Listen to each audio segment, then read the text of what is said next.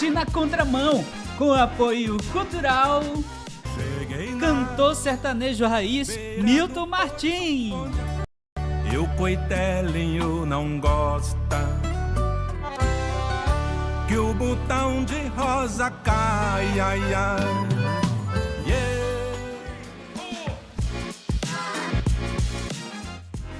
Lemos Bom Negócio, cuidando do seu patrimônio.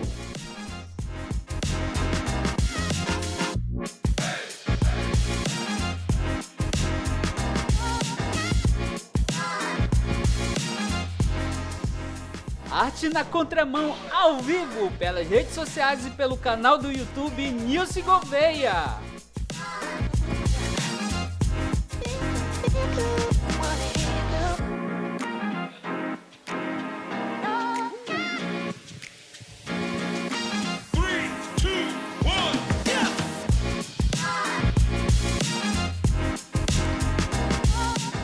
Fala pessoal, mais um Arte na Contramão começando.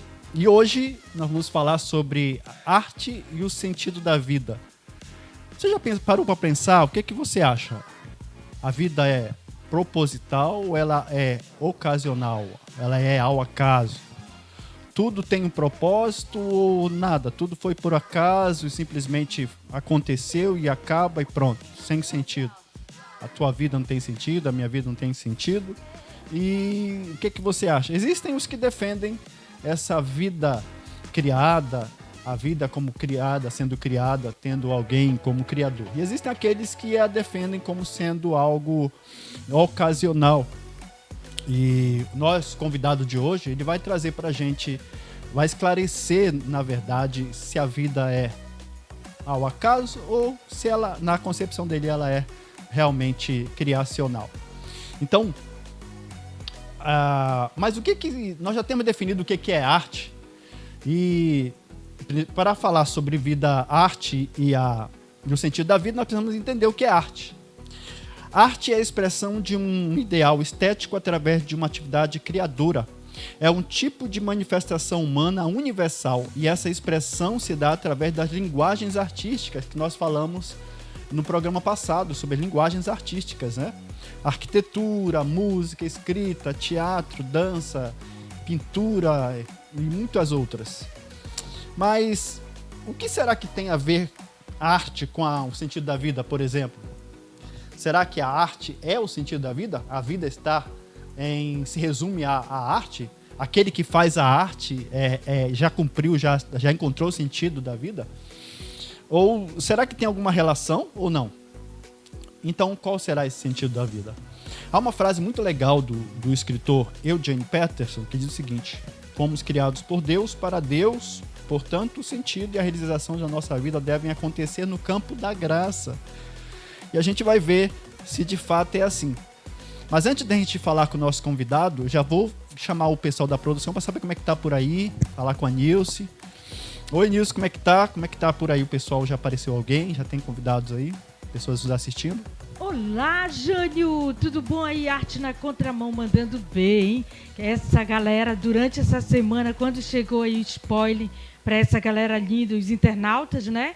Ficaram super animados também, porque essa pessoa que você vai chamar daqui a pouquinho, hein? É muito conhecida. Uhum. Mas olha, Jânio, algumas pessoas já passaram por aqui, mas ainda não ficaram. Estão aquecendo, tanto no canal do YouTube como aqui no Facebook. Mas tá tudo sob controle aqui, né? Muito bem. Um abraço para você que está aí nos assistindo. Vai nos assistir agora e posteriormente também, tá? E faça sua pergunta. Já temos algumas perguntas, chegaram algumas perguntas aqui para o nosso convidado. Ele vai se virar aqui para responder. Então, a gente vai para um pequeno intervalo e na volta a gente já vai conversar com ele. Põe o intervalo aí, produção. O Diogo, vamos falar com o Diogo. Diogo, como é que tá a expectativa aí? Fala com a gente aí, Diogo. Vem o Diogo. Olá. Tô chegando. Cheguei. Tá no novo ambiente. Olha, pessoal, a gente teve que falar com Tesla, né? Ele emprestou o seu foguete. Nós viemos aqui na estação espacial fazer esse programa especial para você. Como é que você tá? Um grande abraço aí a você que está nos assistindo agora ao vivo e mais tarde também. Como é que você tá, Jânio? Tô bem, Diogo. Obrigado. Graças a Deus. Vamos ter um convidado excelentíssimo. Excelente. Tu entrou com...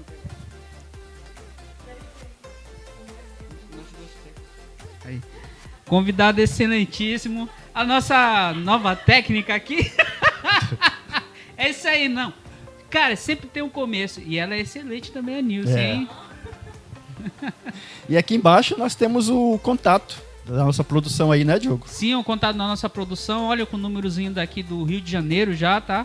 No DDD 22 99246 6638. Você pode mandar a mensagem pelo WhatsApp, tá? Nós vamos estar lá para ver a sua mensagem, a sua pergunta ou qualquer outra dúvida que você tiver. Entre também pelo Facebook da Nilce Gouveia e pelo YouTube também da Nilce Gouveia. Você pode entrar em contato também com o Jânio pelo Instagram dele, Jânio Gouveia, tá? E também pelo Instagram da Nilce Gouveia. Você coloca lá Nilce Gouveia /1972. Você fala diretamente com ela, tá bom? Muito bem. E Diogo, o que será que a arte tem a ver com o sentido da vida? O que é sentido da vida pra você? Bicha, tô te colocando no bronca. Me colocou... Nossa, agora que eu tô pisando aqui em cima das Américas, olha aqui embaixo. Olha aí. Sentido da vida com a arte parece que não tem sentido nenhum, na verdade, né? Aparentemente porque a gente tem um conhecimento de que a arte não tem nada a ver com o sentido da vida, um sentido separado, né? Realmente eu tô muito ansioso para assistir essa entrevista do pastor Ayrton Williams para tirar essa dúvida, porque é realmente um assunto muito confuso na cabeça de muita gente, até para mim mesmo nesse sentido, né? Uhum.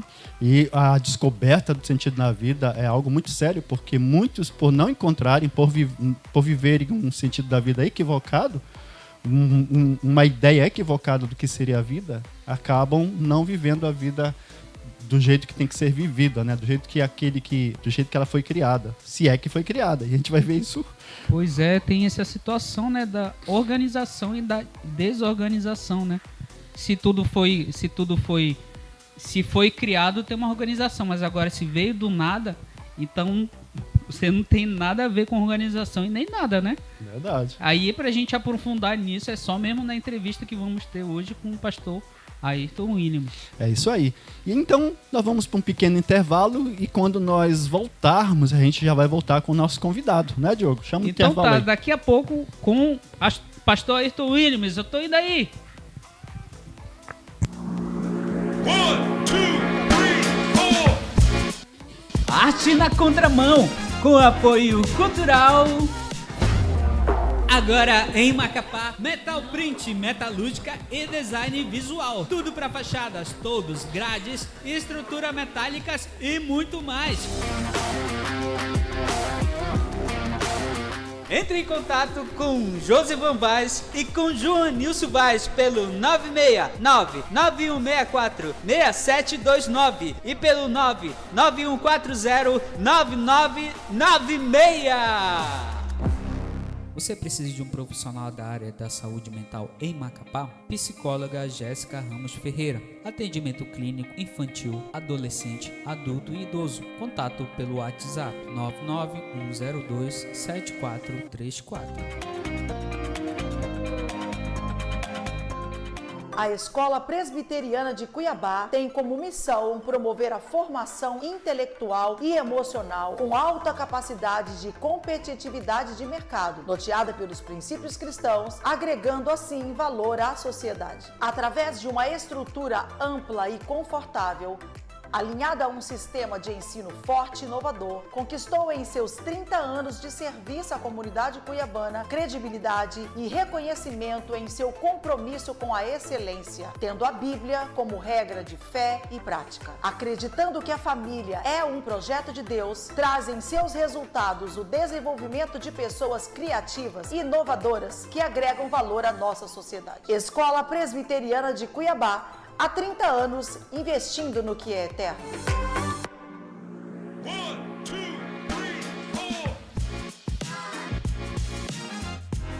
4. Arte na Contramão ao vivo pelas redes sociais e pelo canal do YouTube Nilce Gouveia.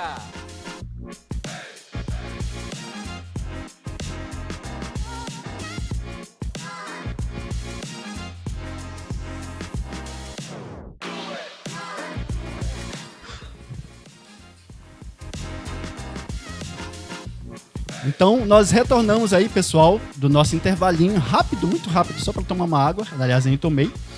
E o nosso convidado já está ligadinho aí, já chegou. Ele que está lá em Brasília, ele resolveu aceitar com muita amabilidade o nosso convite para falar sobre esse assunto. Eu vou fazer uma pré-apresentação dele, vou deixar que ele se apresente, porque é longo, eu tive que anotar aqui algumas coisas. É longo o currículo dele, tá? Ele se chama Ayrton Williams, ele é mestre em Teologia Exegética do Antigo Testamento pelo Instituto Presbiteriano Mackenzie, pós-graduado em Ciências da Religião e em Língua Portuguesa pela FACETEM, tem mestrado em Letras. E o que mais, pastor Ayrton? Seja bem-vindo ao nosso Arte na Contramão. Boa tarde a todos. Tem licenciatura em História, pós-graduação em Aconselhamento Bíblico e Transtornos Mentais também. E é isto aí, estamos aqui, né, para contribuir com o programa. Obrigado pelo convite, prazer estar aqui com vocês. Nós que agradecemos, pastor. E já chegaram muitas perguntas aí para o senhor aí. Uau. Para umas pessoas até medo. Para o senhor desenrolar. Eu não dou conta. Então eu disse, vou lançar para o convidado.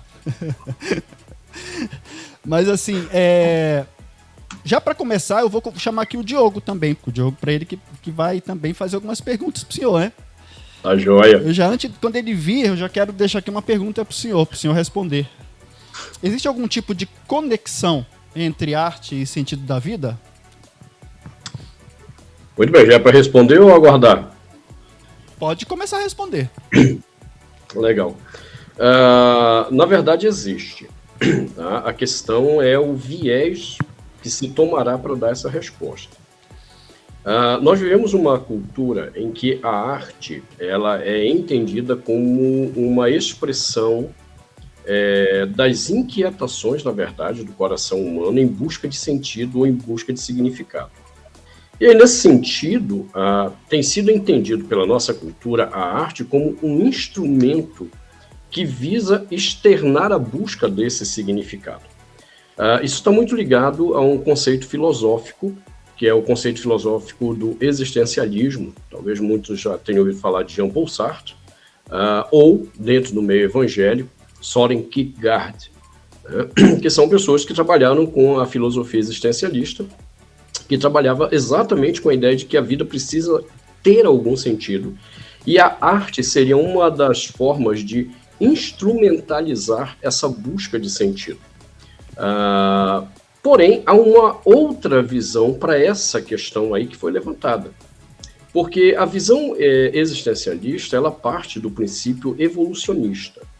Tá? O mundo foi resultado do acaso, de uma explosão cósmica há bilhões de anos atrás, e como toda explosão cósmica, não há nenhum sentido daquilo que nasce dessa explosão.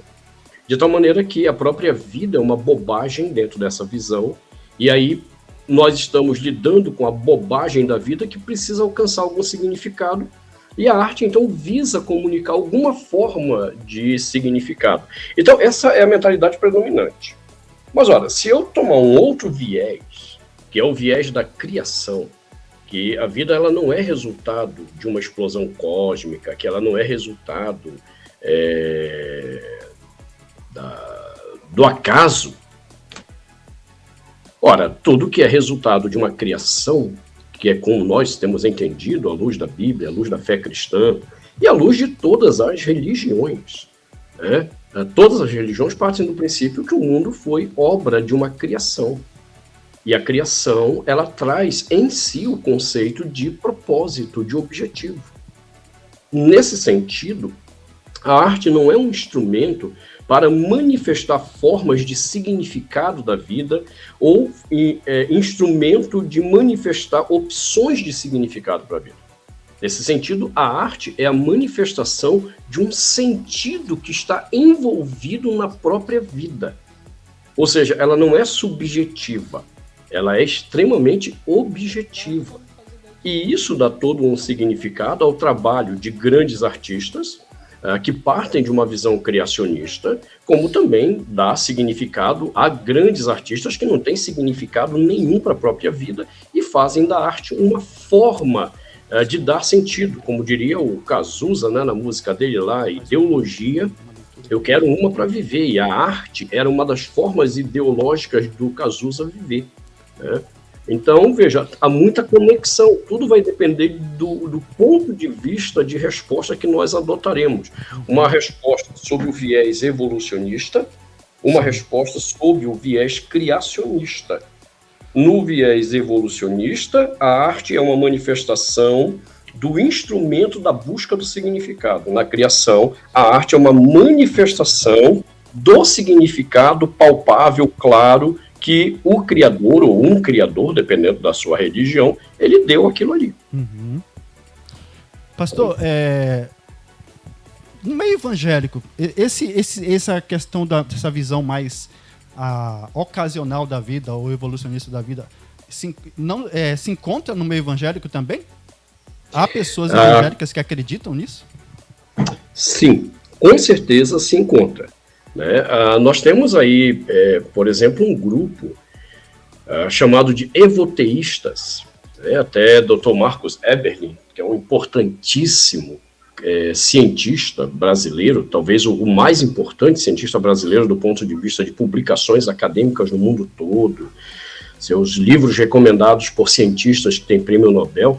Dr. Marcos Eberlin tem travado um bom embate com esse pessoal do evoteísmo, que quer acreditar que a vida é resultado, sim, desse acaso, e que Deus teria controlado esse processo todo do acaso. Veja, são coisas excludentes. Tá? O que é interessante é essas pessoas tentarem conciliar fundamentos que se excluem. Uhum. A evolução, ela tem fundamentos claros que excluem os fundamentos do conceito criacionista. É a mesma coisa que você tentar misturar água e óleo. Não vai haver fusão nunca. Mas essas pessoas estão comprometidas com essa visão. E aí eles acabam atrapalhando o próprio conceito de sentido de vida para muitas pessoas. Porque eles querem juntar aquilo que não tem sentido com aquilo que faz sentido para dar um significado. Então, é lamentável ver esse aspecto, né, de gente defendendo na fé cristã essa abordagem como se ela pudesse ser conciliada. Entende? Isso é um debate antigo, desde Teilhard de Chardin, lá na Igreja Católica, ali pela década de 30, 40, mais ou menos, quando ele começa com essa questão, com o ressurgimento constante dessa questão agora, parece que tem um grupo chamado ABC2 Brasil, uma coisa assim, trabalhando com essa tentativa de conciliar o irreconciliável. Não faz sentido, você na verdade acaba bagunçando todos os lados, porque o posicionamento sobre a questão da origem da vida não é meramente uma discussão científica, é uma discussão também filosófica que vai afetar todas as dimensões, inclusive a arte. Veja, enquanto a arte seja um resultado de um processo evolutivo, o que é o belo? O que é o palpável da admiração na arte? É relativo, porque não existe o belo na evolução, não existe o belo no acaso. O belo é o olhar que você coloca sobre ele.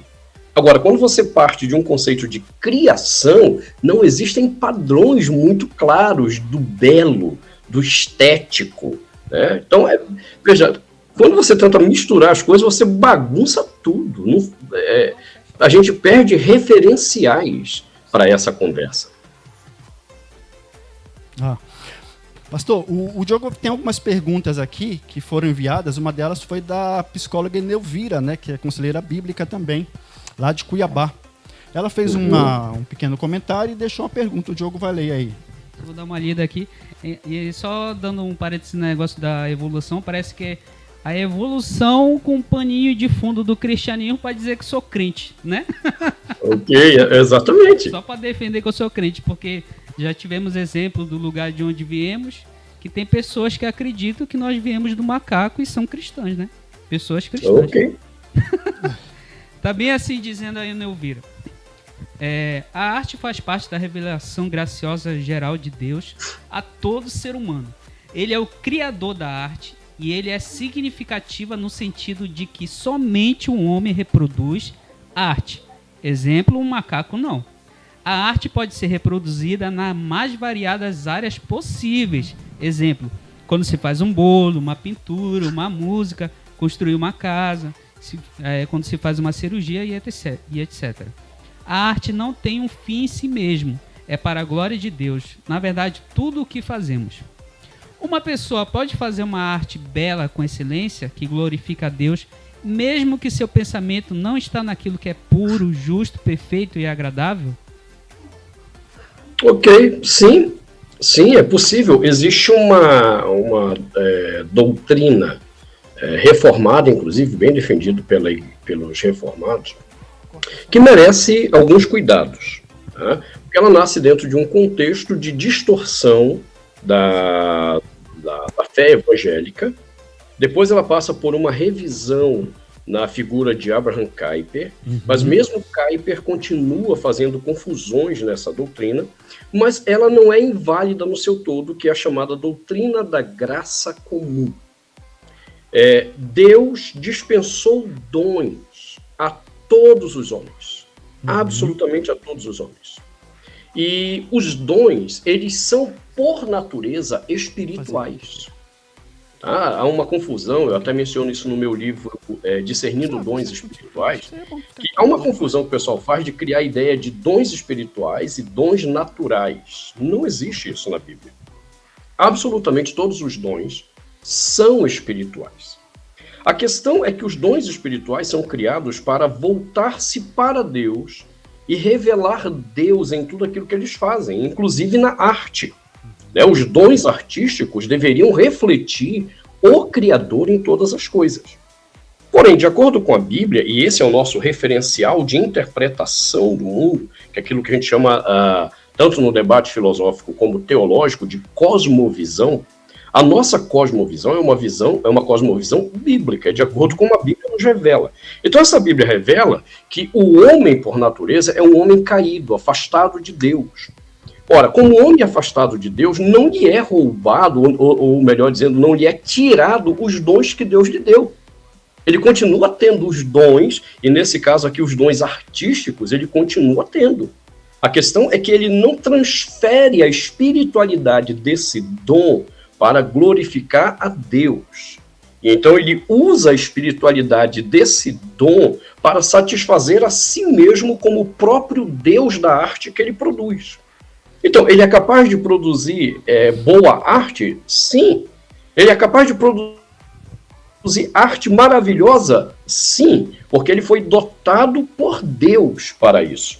Alguns usarão isso na contemplação do belo, porque a contemplação do belo não precisa necessariamente de Deus. A contemplação do belo necessita da contemplação daquilo que Deus criou, como diz Paulo em Romanos 1, a partir do versículo 18, 19 e 20 ali, quando ele mostra que os homens distorceram tudo isso, mas a contemplação do que foi criado pode exatamente desenvolver a arte com maestria. Um exemplo bem simples. Peguemos na Bíblia, vou dar dois exemplos, um na Bíblia e um na história. Provérbios. O livro de Provérbios, a partir do capítulo 22, todos os exegetas, que é a minha primeira área de pesquisa, sabem que aqueles provérbios foram escritos na cultura egípcia. Foram os egípcios que, na verdade, escreveram aqueles provérbios, que agora Salomão os coleta como palavra de Deus, olha que interessante, como palavra de Deus, e os insere como revelação de Deus, ou seja, a arte proverbial produzida numa cultura pagã, foi produzida sob o controle de uma revelação especial e que é agora reconhecida por um escritor sagrado e se encontra na Bíblia. O próprio apóstolo Paulo utiliza da arte dos poetas da sua época para fazer citações que entrarão na Bíblia. Por exemplo, as más conversações corrompem os bons costumes, era uma filosofia muito palpável na época de Paulo. Então, veja, na própria Bíblia a gente poderia multiplicar algumas ideias da cultura que não nasce dentro do povo de Deus, mas que nasce no próprio Deus e está inserida agora na Bíblia. Tá? Outro exemplo bem simples, Provérbios 30 e 31. Provérbios 30, de Agur, que era um sábio pagão árabe, e o rei Lemuel, que também era um rei pagão, e escreveram poesia, que segundo Salomão, o redator, escritor e redator do livro de Provérbios, estavam debaixo de inspiração. Então veja, a cultura fora do arraial do povo de Deus, de excelente qualidade, e em casos extraordinários, como esses que eu mencionei no livro de Provérbios, não é apenas de alta qualidade, mas que eram, inclusive, revelações do próprio Deus fora do ambiente de Israel. Vamos pegar um caso agora da nossa história. Amadeus Mozart. Ninguém tem dúvida da qualidade musical de Mozart. Que bom. Extraordinário Mozart. Muito fera. Mano. Por outro lado, Mozart não tinha nada de cristão, antes pelo contrário. Mozart era um ímpio na sua forma de viver, né? Mozart era também promíscuo nas suas relações sexuais, e a despeito disso, a maestria da sua obra musical é incontestável. Como isso? É porque Deus nos dotou, segundo Gênesis, né, de dons. E todo homem é capaz de produzir a partir dos seus dons. Veja bem, é importante frisar isso. A partir dos seus dons. Porque, por exemplo, tem gente cantando por aí que nem deveria estar cantando. Dá até dor de ouvir. Ouvir certos cantores que acham que tem dom para cantar e não tem dom porcaria nenhuma. Né? É lixo musical mesmo. Tem gente que acha que é compositor e faz cada lixo musical. Agora, como nós estamos já acostumados numa cultura de lixo musical, a gente até acha que nossa, que extraordinário. Cara, não, é falta de educação cultural, musical, literária, por aí vai. Mas há pessoas que realmente são dotadas de grandes dons, tanto na área musical, literária, teatral, que são dons dados por Deus. E eles são capazes de produzir excelentes trabalhos, refletindo, sim, a perfeição do próprio Deus. Quando eu digo refletindo, não é sendo igual, mas é sendo reflexo de razão pela qual nós fomos criados por Deus, para refleti-lo. Então nós encontramos, sim, fora do povo de Deus e fora da nossa conversão, vou dizer, fora da nossa conversão cristã, arte da melhor qualidade, sim, e que deveríamos saber apreciar e louvar a Deus por isso. Verdade. Mas uma coisa que achei interessante, que eu vi uma pregação sua, numa igreja, acho que foi a Igreja Batista, o senhor estava falando exatamente sobre essa questão dos dons, né? Que muitas pessoas dizem que os dons vieram lá em Pentecoste, mas o senhor fala exatamente que não, foi na criação, né? Que Deus já deu os dons, né? É interessante. Exatamente. Muitas pessoas não sabem disso. Inclusive eu não sabia, porque não foi ensinado. Pois é, eu não lembro. E é isso que faz com que muitas pessoas, tratando de arte, não saibam apreciar a arte, porque eles separam essas coisas como se a arte não tivesse espiritualidade nela mesma.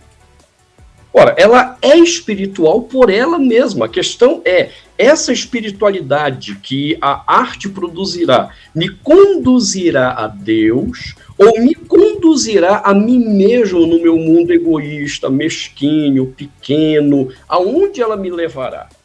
Mas tudo isso é espiritual. Por quê? Porque elas estão na matriz da questão dos dons espirituais lá em Gênesis, desde Gênesis 1, como eu mostro no meu livro. Muito bom. Vamos para mais uma perguntinha? Vamos para a segunda perguntinha aqui. Foi da Patrícia Alice. Patrícia Alice, um abraço, Patrícia Alice, lá de Cuiabá, tá? Escola Presbiteriana de Cuiabá.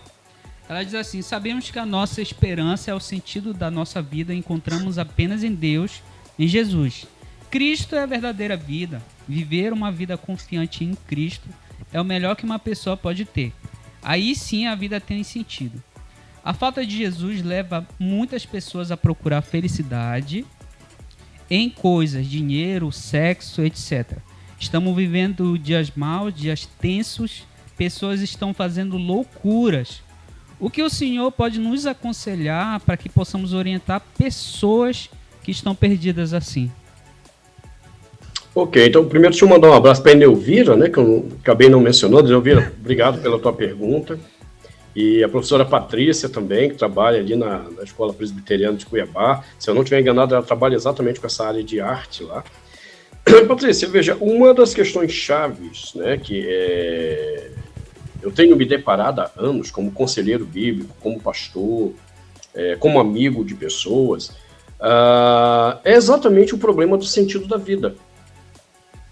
Quando você pergunta para que você está vivendo, eu acho que esse foi um ponto bem levantado por um psicólogo chamado Viktor Frankl. Viktor Frankl levanta o problema do sentido da vida e até ele constrói uma abordagem chamada logoterapia. E ainda que eu divirja profundamente da abordagem do Viktor Frankl, porque ele vai partir da ideia de que de fato a vida em si não faz nenhum sentido, mas é possível construir ou descobrir algum significado para a vida, e aí eu discordo dele, mas ele toca no ponto certo. Qual é o grande problema que as pessoas estão passando hoje? Exatamente, elas não têm sentido para viver. De novo, vamos voltar lá à música do Cazuza, a ideologia. Eu quero uma para viver. É aqui que está o grande problema. E é exatamente pela ausência de significado da vida que as pessoas, por exemplo, deturpam a arte. Elas estão usando a arte como uma forma de extravasar as suas frustrações da ausência de sentido da vida. Elas deturpam o sexo porque elas também estão extravasando esse conflito, esse mundo caótico que elas vivem através do sexo. Elas deturpam todas as demais coisas, bebida, droga, e quando eu digo deturpação da droga, é porque a priori, né, você pega ali a maconha, um exemplo simples, você pega a maconha, a mesma plantinha da maconha lá, que serve para curar tantas doenças e ajudar tantas pessoas, devido a esse caos do coração, ele é capaz de pegar aquilo ali e transformar numa droga que mata, que destrói, arrebenta a pessoa. Então veja, tudo isso é o caos que opera no coração desse ser humano. Agora, de onde vem esse caos? Bom, esse caos, biblicamente, tem a ver, primeiramente, com o estado caído dele de pecado. Mas o que o estado de pecado produziu nele? A ausência de sentido da vida. Antes da queda do pecado, Adão e Eva têm sentido de viver em Deus. Faz sentido a vida em Deus. Após o pecado, eles não têm mais Deus. Eles passam a viver agora a partir da sua própria construção ideológica. Quem sou eu? O que estou fazendo aqui? Para onde vou? E tudo isso, então, se manifesta nessa confusão da identidade que ele carrega. Quando eu estou ajudando pessoas que vivem o caos, pessoas dos mais diversos problemas com homossexualismo, problemas com alcoolismo, problemas com sexualidade, o grande problema está nessa identidade, nesse sentido. E o que eu quero ajudá-los, ao longo de 22 anos tenho feito isso, é ajudá-los a encontrar esse sentido na fonte primária da vida, chamada Deus. Daí eu gosto muito da frase de Santo Agostinho. Santo Agostinho, quem nunca leu a biografia de Santo Agostinho deveria ler, quem nunca leu as obras de Santo Agostinho deveria ler, um pensador profundo, um dos maiores teólogos da história do cristianismo, também um dos mais respeitados filósofos na história da filosofia. Santo Agostinho, antes da conversão dele, ele era um homem extremamente promíscuo. Teve vários casos com mulheres, ele chegou a engravidar uma mulher, ele tinha um filho sem ser casado. Isso, então, para a época dele, você imagina o nível que isso era considerado de promiscuidade. Então, Santo Agostinho tem um encontro muito profundo com Jesus, né, o Jesus de Nazaré, e a fé em Jesus, a obra em Jesus, deu significado para Santo Agostinho.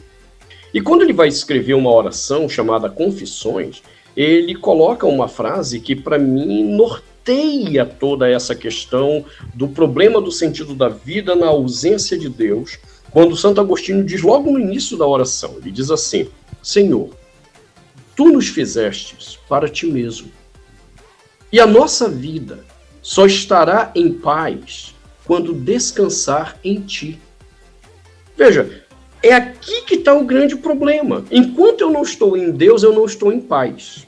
E enquanto eu não estou em paz, a contemplação, até para produzir a arte, é perturbada. A contemplação para ver o belo é caótico, é desfocado.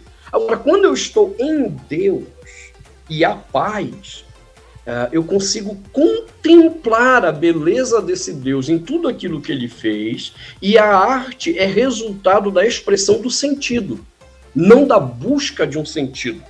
Então, Patrícia, minha grande questão sempre é conversar com a pessoa em torno do sentido da vida dela. Para que você está aqui?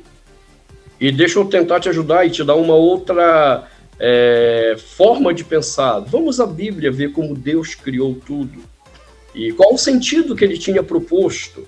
E a partir desse sentido, nós buscarmos o caminho da reconciliação com ele, Deus. Muito bom. Temos mais uma perguntinha aqui também lá da Escola Presbiteriana, a professora Abigail. A pergunta dela é essa: por que as pessoas com depressão perdem o sentido da vida? É uma boa pergunta, uma boa pergunta. Vamos lá, na verdade a gente primeiro precisa definir bem o que é depressão, né? Porque, como já disse o próprio Alan France, famoso psiquiatra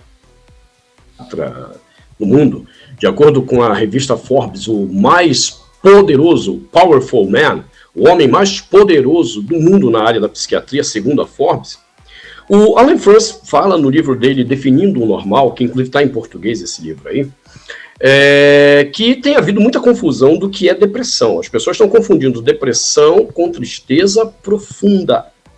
Tristeza profunda não é a mesma coisa que depressão. A depressão só pode ser classificada quando existem 3 fenômenos. Existe uma tristeza profunda, que então amplia para a anedonia, que é a perda do prazer das coisas que a pessoa fazia, e então amplia para a ausência do sentido da vida. Nesse caso, nós estamos falando de depressão. São 3 aspectos que caracterizam o fenômeno depressão. Muito bem, então veja que o último ponto é exatamente a ausência do sentido da vida.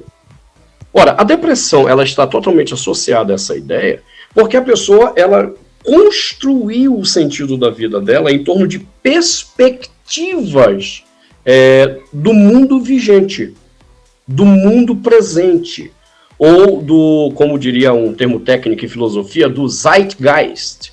Ela construiu a perspectiva dela em torno do espírito do tempo. Isso é o Zeitgeist, o espírito do tempo. E como ela construiu em torno dessa figura do espírito do tempo que ela vive, e ela se frustrou porque o espírito do tempo não foi favorável a ela, porque o espírito do tempo não trouxe a ela o que ela imaginava, mesmo que ela tenha recorrido a Deus, e mesmo que ela tenha recorrido ao Deus verdadeiro, ao Deus santo, ao Deus soberano, ao Deus criador, mesmo que ela tenha recorrido, ela provavelmente se frustrou, porque o espírito do tempo que ela almejava, que ela aguardava, não se cumpriu, não se concretizou. Então veja, a vida dessa pessoa em depressão é presa ao mesmo problema da filosofia evolucionista. A vida não tem sentido, eu estou buscando um sentido no espírito do tempo que eu vivo. Por exemplo, o nosso Zeitgeist atual, ele diz que eu existo para ser feliz. E nós fazemos da felicidade esse Deus funcional que nós acreditamos que vai dar todo o sentido. E aí eu me deparo com uma vida que não é tão bela, que não é tão fácil, que não é tão justa, né? A vida é marcada por injustiças. E nós sofremos as injustiças da vida. E aí o espírito do tempo, esse Zeitgeist, me frustra. E à medida que ele me frustra, eu vou perdendo, adivinha o quê? Sentido de viver. Então eu vou chafurdando em tristezas profundas, que por sua vez desenvolvem anedonia, ausência de prazer, porque eu vou perdendo esperança, e então chega ao ponto de eu não ter mais sentido para viver. Ora, chegamos àquilo que é o quadro clínico, de acordo com o psiquiatra. Isso não quer dizer que eu creia que depressão seja uma doença, tá? Meu posicionamento e meus estudos sobre essa questão mostram que o problema da depressão é um problema comportamental que pode ser psicossomatizado, mas que em si não é doença, tá? Mas que tem a ver com a perda de sentido por causa disso. É a frustração que o deprimido tem com o espírito do tempo que havia no coração dele que não foi alcançado. Muito bom, pastor. Inclusive, pessoal, você que não sabe, o pastor Ayrton, ele escreveu, e sabe, né? Vários livros. E dentre eles, tem esse aqui, Discipulado Bíblico, que justamente na lição 3, fala lá, em busca do sentido, examinando a criação. E esse livro aqui, inclusive, eu estou adotando, eu estou usando com uma de nossas, das pessoas que estão conosco, que estão lá em Cuiabá, com a Isa, inclusive ela vai se batizar em setembro. E nós estamos trabalhando com esse livro. Impressionante como ela está gostando desse livro, sabe? E se eu não me engano, né, pastor, já saiu o número 2 desse livreto aqui, né? Não, falta tá todo mundo me cobrando o volume 2, né? Volume 2, porque esse aí é o volume 1, da criação à redenção. E tá faltando uma única lição. Já tem uns 2 anos que eu tô parado e não consigo concluir essa última lição. Mas, se Deus quiser, até julho eu concluo o volume 2, né, que é a continuação dessa série aí, onde a gente trata desse sentido da vida, e o volume 2 é exatamente da feita que você se reconciliou com Deus, qual é o sentido a partir daqui até a sua caminhada à eternidade. É disso que trata o volume 2. Aí, pastor Anilson está aqui atrás dizendo assim, olha, essa promessa faz tempo de sair esse volume 2.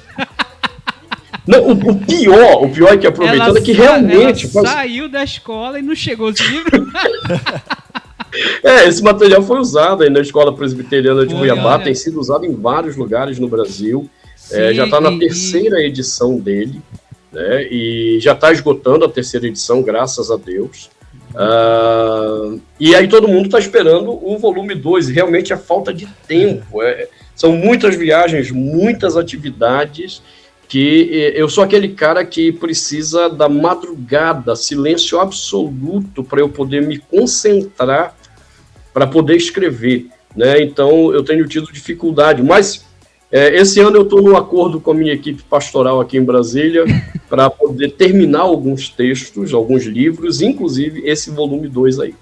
A Nilce, ela dorme com esse livreto aqui. Ela, inclusive, deixou os outros para trás para ficar com esse aqui. Foi.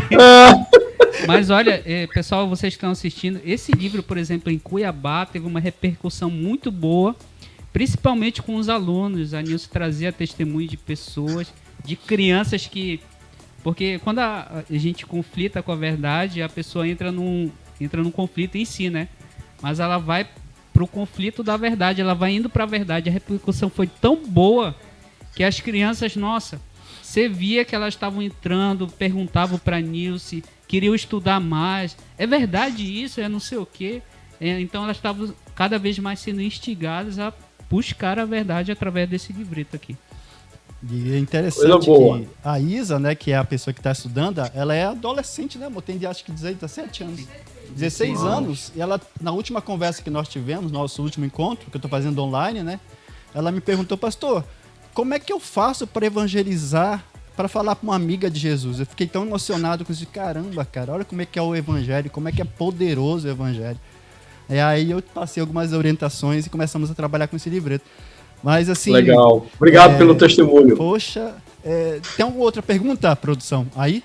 Alguém fez alguma pergunta pro pastor ou já tá bom de espremer?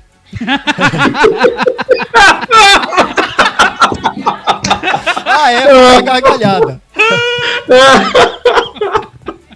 Ai. Bom. Da psicologia. Pastor, a Nilce tem uma pergunta aqui. É válido o diagnóstico de um profissional da saúde, um psicólogo, no caso não cristão, você está falando?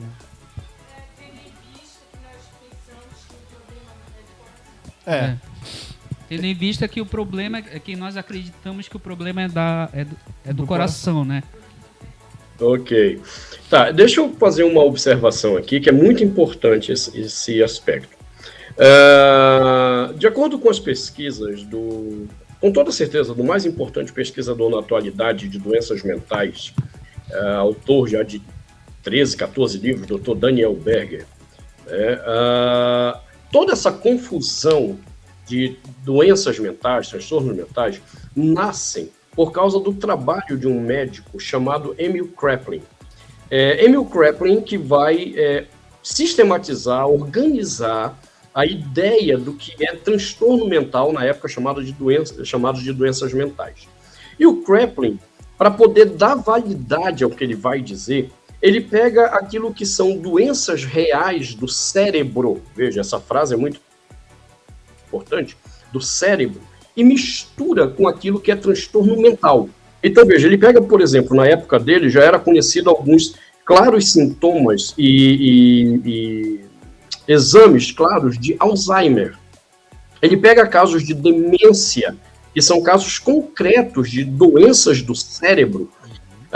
Inclusive, ele pega casos da síndrome de Down, né, onde você tem marcadores biológicos que explicam o que aconteceu, e mistura tudo isso daí com TDAH, com esquizofrenia, depressão, e aí ele traz todo mundo para o mesmo campo para dizer, olha, tá vendo como isso aqui é médico? O que o Kraepelin foi desonesto, e isso está no livro do Dr. Daniel Berger, chamado A Insanidade da Loucura, é porque ele pegou coisas concretas do cérebro, que é material. Veja, se eu abrir aqui a cabeça, o cérebro está lá, você tira o cérebro. E esse cérebro tem marcadores biológicos que identificam o que é doença. E Kraepelin, então, junta esse conceito com a mente. Veja, cérebro não é a mesma coisa que mente. Pergunte onde está localizada a mente. Eu sei onde está localizado o cérebro. Mas e a mente? Ora, dentro da própria psiquiatria, a mente é algo imaterial, e eles nem sabem explicar direito isso daí.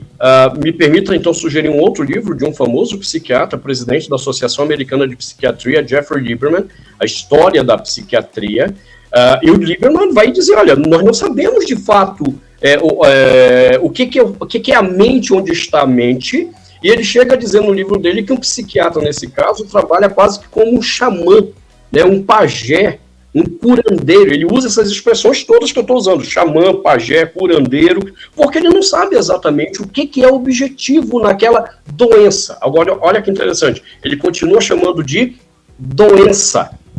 A despeito de doença, na medicina, obrigatoriamente exigir a comprovação de marcadores biológicos.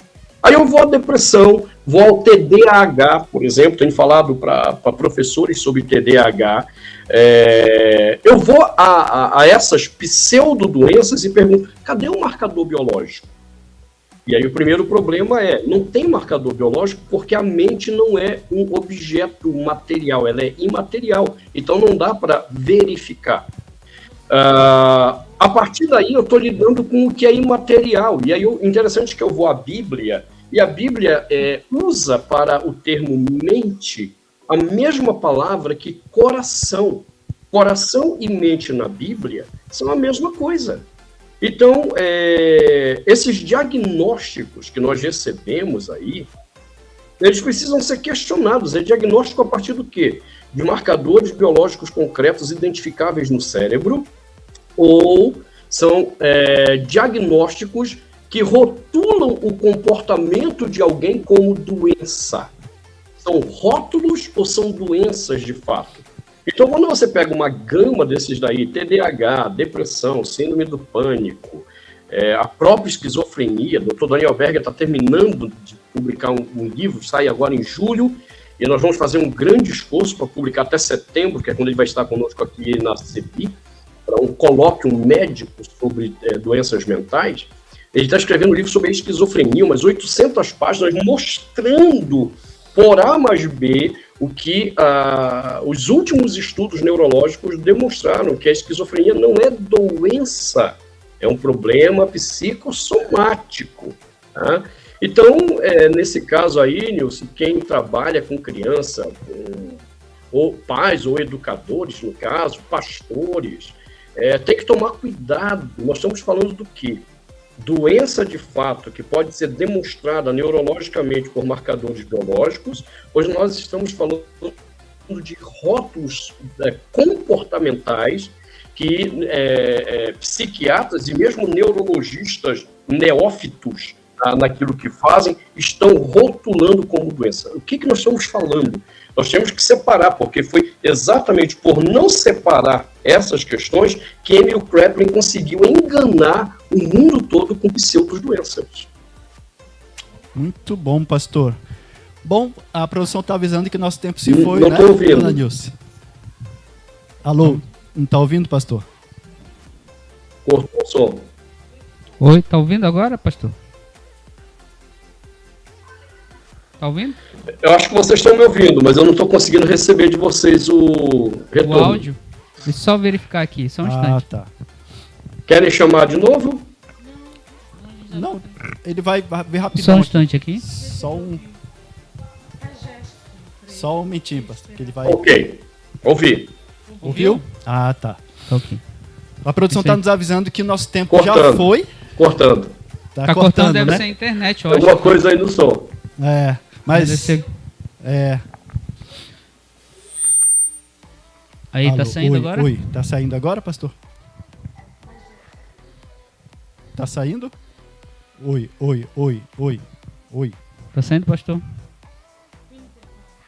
Espera aí.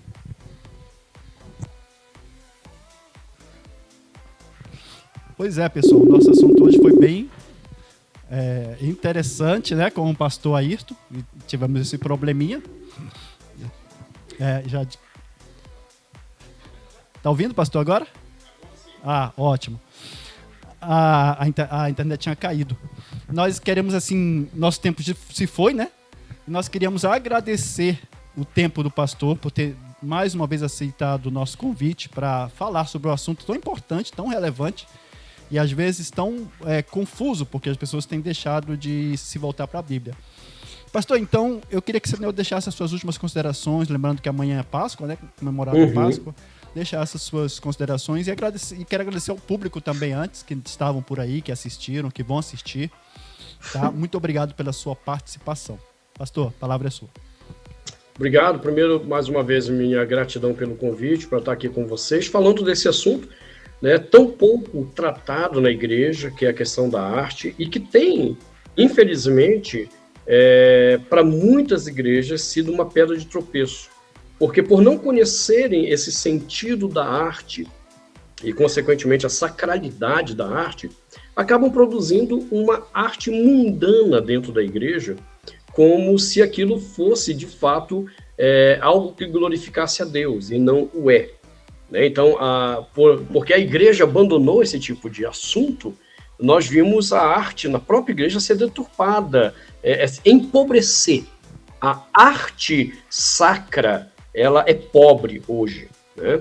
Então, obrigado por me permitir participar de um assunto tão importante, tão relevante como esse. Também, minha gratidão fazermos isso em plena Páscoa, né? Onde esse ato tão belo de Deus, de amor por nós, foi manifesto na pessoa de Jesus.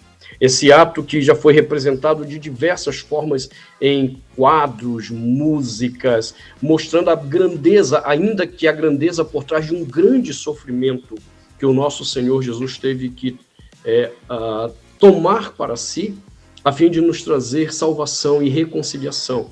E é exatamente esse grande ato de amor que se expressa numa arte sacra que nos faz pensar na necessidade de voltarmos para Deus, vermos quão distante estamos, e a necessidade de nos voltarmos para Ele, de tal forma que a arte que a gente produza não seja a arte de um coração em caos, de um coração em conflito, mas seja uma arte que manifeste essa glória de Deus no seu amor, na sua perfeição, trazendo beleza ao mundo que vivemos.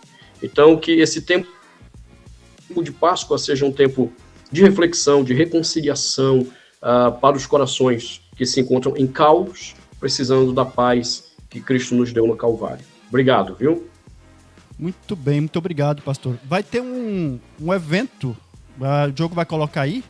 Pastor, pode falar sobre esse evento que vai acontecer, Aconselhamento Bíblico, Conferência Internacional.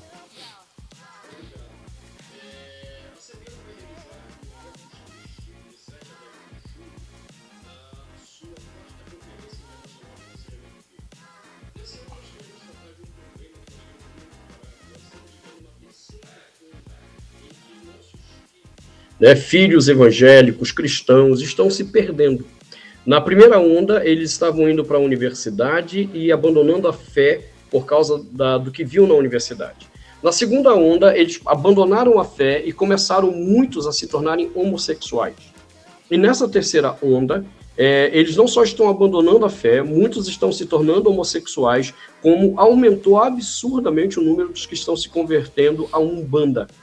Então, nós monitoramos essa situação e convocamos essa conferência e estamos trazendo para falar sobre esse tema, Filhos da Promessa em Perigo numa Cultura de Crise de Identidade, Distúrbios Sexuais e Abandono da Fé, Dr. Jean-Marie Lambert, um importantíssimo pesquisador, um dos mais notáveis pesquisadores no mundo na atualidade sobre o problema do globalismo e como a educação foi planejada para a descristianização do Ocidente. Estamos trazendo o Dr. Warren Lamb, um homem que também ele é um PhD em psicologia com um doutorado em aconselhamento bíblico, pesquisador do problema homossexual e transgênero. Dr. Marcus Eberlin, esse famoso cientista que eu mencionei aí, que durante anos foi coordenador de mestrado, doutorado, pesquisa na Unicamp na área de espectrometria de massas, para falar do ambiente da universidade. Claudemiro Soares, que é um grande pesquisador do problema da Umbanda e da cosmovisão da Umbanda, como ela está influenciando a construção de uma nova religiosidade no Brasil e na conexão dela com o mundo. Pastor Alex Wellington, que tem trabalhado muito com família, educação de filhos, também está confirmado, não aparece ainda aí, pastor Paulo Tavares, doutor Paulo Tavares, que vai falar sobre o problema de como a educação tem destruído a mentalidade dos nossos filhos. Patrick McClure, acabei de falar com ele aqui, vai falar para a gente sobre as autonarrativas de nossos filhos e como a falsa identidade está sendo construída na cabeça deles. Eu mesmo vou falar sobre a Imago Dei e a nova antropologia cultural que invadiu o Ocidente. Ou seja, é uma conferência que nós queremos chamar atenção para pais, pastores, educadores, do que está acontecendo e por que nossos filhos estão se perdendo dessa forma. Então, de 7 a 10 de junho, eu quero te convidar a estar com a gente aqui em Brasília. É uma conferência presencial, e eu tenho certeza que vai ser muito, muito rica para a sua vida essa conferência. Obrigado aí pela oportunidade de falar da conferência. De nada, pastor. Então, corre aí, você que se interessou, é um assunto muito pertinente. Eu já estou imaginando eu lá, né? Benção. Se Deus permitir, estaremos lá, que será um momento muito importante. E se inscreve lá no site, né, pastor, da própria CBI, a pessoa pode ir lá e fazer a sua inscrição, né? Isso. Tá com esses caras fazendo umas entrevistas aí pro programa, depois colocar aí no canal de vocês, entendeu? Verdade. Porque vale a pena ter um tempo com esses caras para fazer entrevista com eles. Verdade, hein? Boa ideia, pastor. Nós vamos nos programar aí para, se Deus assim permitir, para nós irmos e levarmos equipamentos para fazer essas entrevistas. Exatamente. Pastor, mais uma vez, muito obrigado. Um excelente Páscoa para o senhor, para sua família. Que Deus abençoe. Amém, igualmente. Muito obrigado. E nós dizemos a todos aí um tchau e até o nosso próximo programa, no próximo sábado. Tchau. Tchau aí, pastor. Tchau, tchau. Obrigado.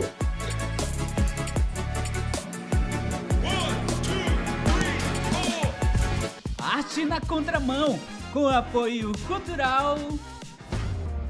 Agora em Macapá, Metal Print, metalúrgica e design visual. Tudo para fachadas, todos, grades, estrutura metálicas e muito mais.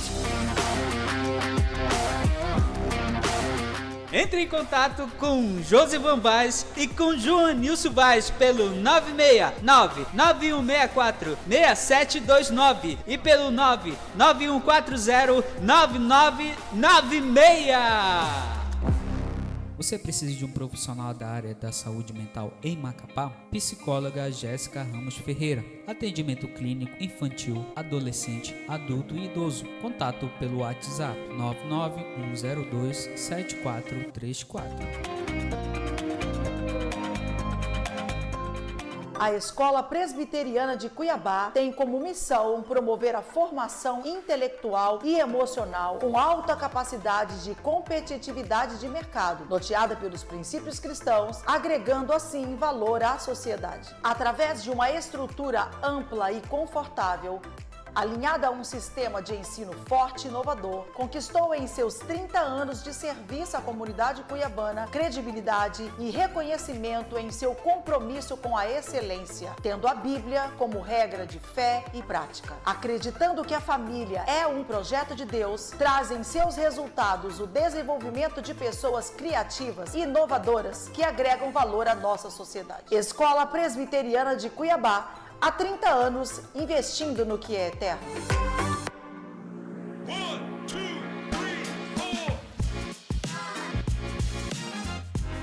Arte na Contramão ao vivo pelas redes sociais e pelo canal do YouTube Nilce Gouveia.